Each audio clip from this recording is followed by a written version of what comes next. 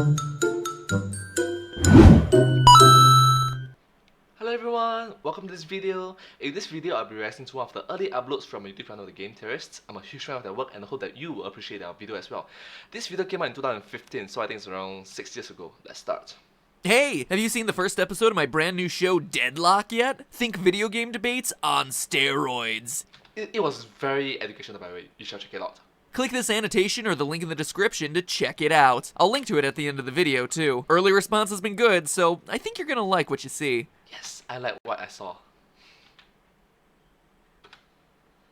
Warning, this video will most likely contain a comment section full of YouTube commenters aggressively arguing over the merits of organized religion. Viewers of this video, you're good to go. But readers who dare to go below the fold, your discretion is advised. Wow. Viewer discretion is advised.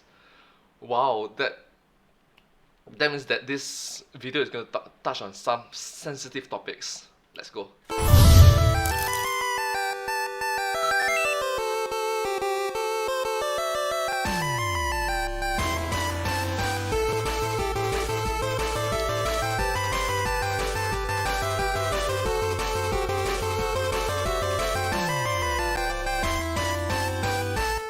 Oh my god, I love the new intro. The music is still amazing, but there's more things added into it that makes it even better, much awesomer. I think that's the word, right? Hello, Internet! Welcome to Game Theory. Hello! Cue the John Williams, cause we're getting indie up in here. The Binding of Isaac. Man, this game is depressing, disturbing, dark, and even some adjectives that don't start with D, like baffling, obtuse, just plain weird. For those of you not familiar with it, The Binding of Isaac was the 2011 follow-up to Super Meat Boy, made by artist and game designer Edmund McMillan. It was a huge success on Steam, so last year they touched it up and expanded it into The Binding of Isaac Rebirth. Honestly, it's a fantastic top-down roguelike tribute to the original Legend of Zelda, so you know the gameplay is gonna be good. But where this game really makes its mark is in its story. This game comes from the Five Nights at Freddy's school of storytelling. Throw some crazy, disturbing stuff against a wall, drop some hints that there's a meaning behind the madness, and let the theorists of the world sort it out. And let the theories of the world sort it out, which is technically what this video is about. And that's exactly what we intend to do. So the game begins with an opening narration spoken over top of some drawings. It tells the tale of Isaac and his mother. We're told that they live alone on a hill. Isaac draws while his mother watches Christian TV programs. Probably a mix of EWTN and the 700 Club. Anyway, we're told that mom starts to hear a voice from above, presumably God, telling her that Isaac is unclean. The comic then shows that she takes away his clothes, toys, and drawings, then locks him away in his room. The voice congratulates the mother for her work, but then demands that she make a sacrifice of Isaac to prove her loyalty. She enters the room carrying a large kitchen knife, but Isaac escapes through a trap door hidden under the rug and is plunged into a world where he must use his tears as a weapon against demons, bugs, anthropomorphized poop, and his mother's own womb. What? Why?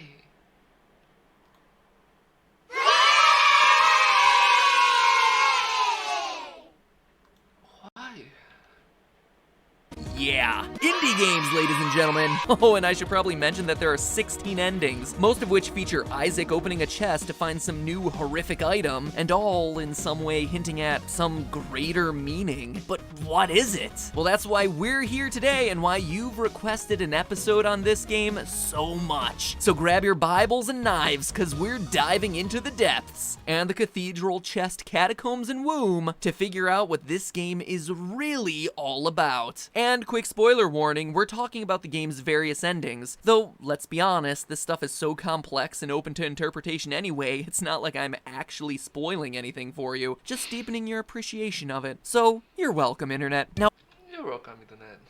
Oh, I've seen a lot of online forums just dismissing the story as a bash on religion, with Mom being a religious psycho and all that, and I can see how people would draw that conclusion. The name of the game, Binding of Isaac, is also a common name for a story mentioned in the Hebrew Bible, the Quran, and the Christian Bible, where Abraham, a super old descendant from Noah, is commanded by God to sacrifice his only son Isaac on a mountain. And gotta admit, that's gonna set off a lot of emotions. Just had a conversation with God, that's pretty cool, but he just told you to kill your son. That kinda sucks. Anyway, he commits to it because he trusts in God, and just before he's about to do the deed, an angel shows up, stops him, saves his son, then makes him kill a ram instead since, you know, old school religious parables are harsh. So the game is clearly referencing the story, and then you have Mom standing in the doorway getting ready to attack her son with a knife, clearly addressing down of religion, unless she's not standing there ready to attack her son with a knife. Notice how we're presented with the story through Isaac's own drawings. You can even see his name in the bottom corner, signing his artwork. Also, remember the part in the story where Isaac's mother takes all his toys and drawings away? Where it's even shown that she rips them off the walls? Well, look in the background during all the cutscenes. We see Isaac's drawings hanging up there. It's odd, right? And seriously, let's be honest, Isaac doesn't really escape through a hidden trapdoor to fight hordes of sentient fecal matter. Clearly, this is a game about fantasy versus reality. The framing story Isaac illustrates is exactly that, a story, a fantasy he created. Mother isn't sacrificing Isaac, at least not literally, and when she appears threateningly in the doorway, that's just a young boy's overactive imagination. Mom probably just came back from preparing dinner. But clearly, there's a connection between Isaac's real life and the fantasy we play through in this game. Why would he have such a... If that is what... If that is what it means, right? Why would he have such a weird fantasy? I'm so sorry, but... Gosh... Why? So what's actually going on here? Well, we need to start picking apart the symbolism. Obviously, we know that this is a religious household. Isaac's mom watches Christian programming, he creates a story themed around the tale of Abraham and Isaac, and all the other characters in the game are also biblical allusions. There's Judas, who betrayed Jesus, which resulted in Jesus' crucifixion, Eve, of Adam and Eve fame, who committed the first sin by listening to the devil's advice, Cain, one of Adam and Eve's two sons, who killed his brother Abel, Magdalene, most likely a reference to Mary Magdalene, one of Jesus' followers and often thought to be a reformed prostitute, and Samson, who was kind of like Hercules, with his hair blessed by a vow to God, acting as a source of his strength until he let a woman cut it. So there's your cast of playable avatars, and in Ending 12 we see that these aren't separate personas. These are all Isaac assuming the different characters. See how he flashes through them all? We even see how he enjoys dressing up as them. In one of the loading cutscenes we see him receive the Magdalene wig, which he excitedly wears until the other kids make fun of him for it. Kids suck, man. If the kid wants to dress like a biblical prostitute, I say let him. 6th and 7th grade, those were the worst. Sorry, I'm projecting a bit too much. But my sucky middle school experience aside, look again at the roster of characters he chooses to dress as. Sinners. Judas the betrayer, Eve the original sinner, Cain the first murderer, Mary Magdalene the prostitute, and Samson, the guy who got a haircut. Okay. The guy who, his introduction is the guy who get a haircut. Wow. He did a lot more stuff than that, you know. Okay, so one of these sins is not like the other, but it is kind of a big deal when it's a vow to God not to cut your hair, and he gives you super strength in exchange for it. Isaac, in dressing like these guys, sees himself as another of these unholy characters. He sees himself as a demon, and that's not just me being metaphorical, he literally sees himself as being a demon in Ending 13. He closes the Bible, looks at himself in the mirror, and sees the evil inside of him. He then looks to the toy chest and, as we see in Ending 12, gets into it with his dead cat. Yep, this is where it starts to get dark. If the stuff about a fanatic mom threatening to kill her naked child didn't already get you there. Isaac is a sensitive, creative boy. He draws, he reads, he proudly dresses as Mary Magdalene. He has an incredibly rich internal life. But as we see throughout clues in the game, his external life has been rough. His mother may not actually brandish knives at him, but she certainly is restrictive and unloving. Isaac's room is sparse. She gives him turds as presents. She pushes him aside when he tries to hug her. And other kids aren't any better. They laugh at him, depants him, even... Are they pooping on him? Jeez, kids are the worst. And though the intro narration says he and his mother live alone, ending 14 tells us even more. They live alone now. But growing up, Isaac had a father, one who, as we see in the final Polaroid picture, left them. And if all of that wasn't enough, in ending 16, we see Isaac's dead cat Guppy, who is such an important part of Isaac's life. Anytime you receive a game over, all your possessions are bequeathed to him. Guppy. Guppy. Oh no. A dead cat. And certainly all this weighs on Isaac. He feels guilty about it, responsible for all these bad things happening in his life. In fact, one of the new characters introduced in the Rebirth update alludes to this. Azazel, the scapegoat, the one who takes the blame. And because of all of this, he needs an escape, a literal place to hide away, the toy chest. The toy chest is where Isaac goes to escape the sinfulness of the world, both his own and others. It's his place to retreat away from all the bad stuff in life, his mother's abuse, father's absence, peers' harassment. The box is his imaginary world, but escaping reality can be dangerous. In ending 10, we're introduced to question mark, known by fans as Blue Baby. The crosses against his eyes are cartoonish signs of death. The blue color, a stereotype of those who've died from asphyxiation, suffocating to death. It also harkens back to a fear Isaac himself has in one of his loading cutscenes, him struggling to breathe in the box. You'll also notice in ending 12, when Isaac cycles through the other characters, Blue Baby isn't present.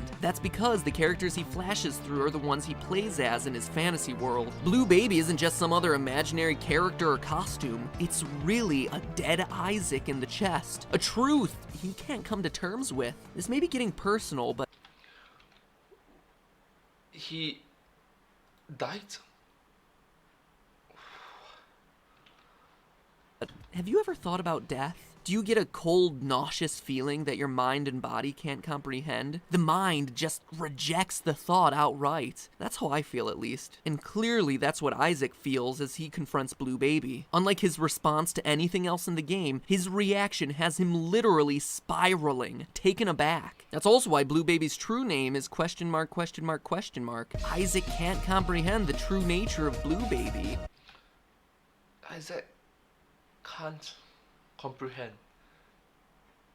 death, right?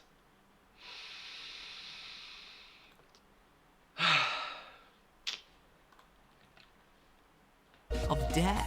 He's confronting his own dead body in that box. So is that where it all ends? Is there really no hope for Isaac's survival? Yeah, actually, that's it. At least in the first game, Isaac hides in the box, hides away in his imaginary world, and the fact that the game never really ends, continually respawning and recycling in new ways, just adds to the fact that he descends deeper and deeper into his own fabricated reality. But then last year, things changed for Isaac. In the updated game release, the devs introduced multiple new characters, but this time, instead of being sinners, these guys related to the subtitle, Rebirth. Most notably, there's Lazarus, who died and was resurrected by Jesus. But then there's Eden. Now, you wouldn't be alone if your first impulse is to think Garden of, as in the perfect place God created for Adam and Eve before Eve's original sin. So how's that relate to Rebirth? Well, watch the cutscene when you unlock the character. Isaac falls into the chest, it shuts, shakes, and stops. Then a heavenly glow erupts from the box with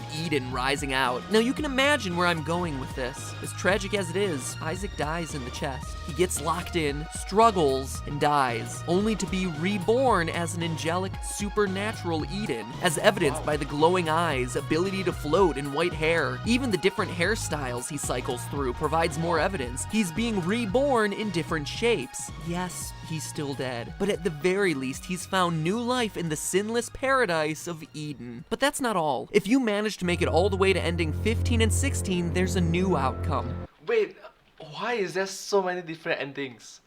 Wow, the game developer is... Wow.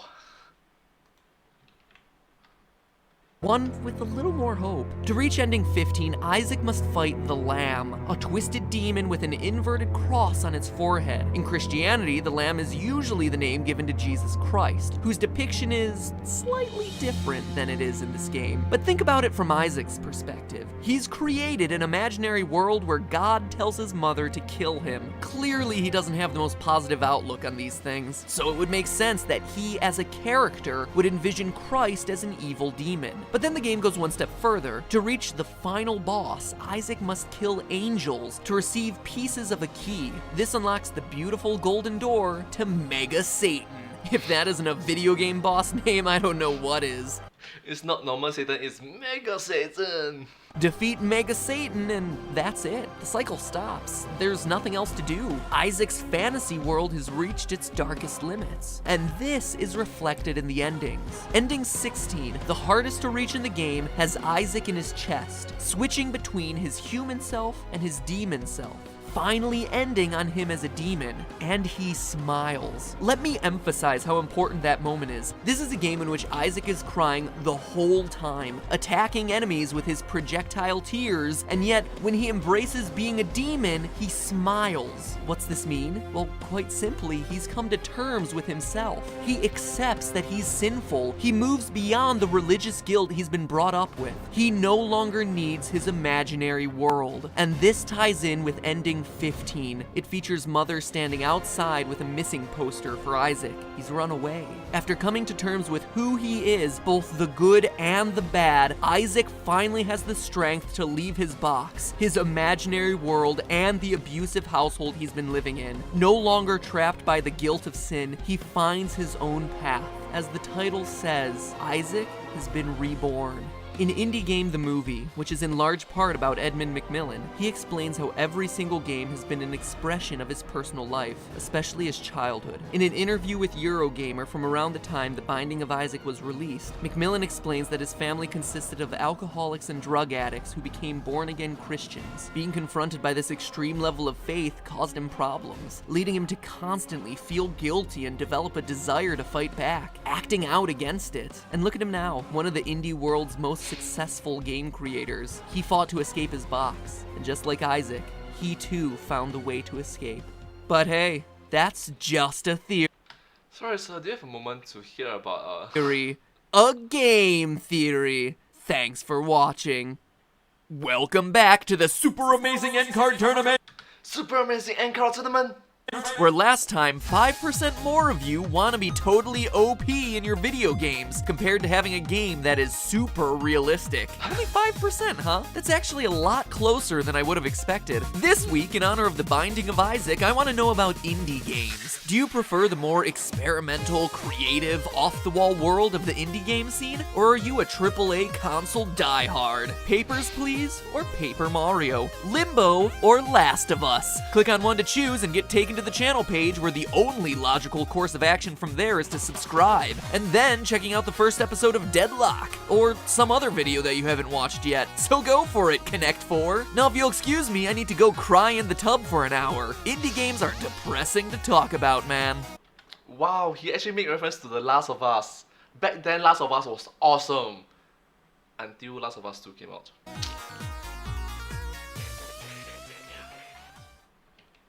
And you know what they say? We don't talk about Last of Us 2. The Last of Us, the original game, was awesome. But The Last of Us 2, we don't talk about it.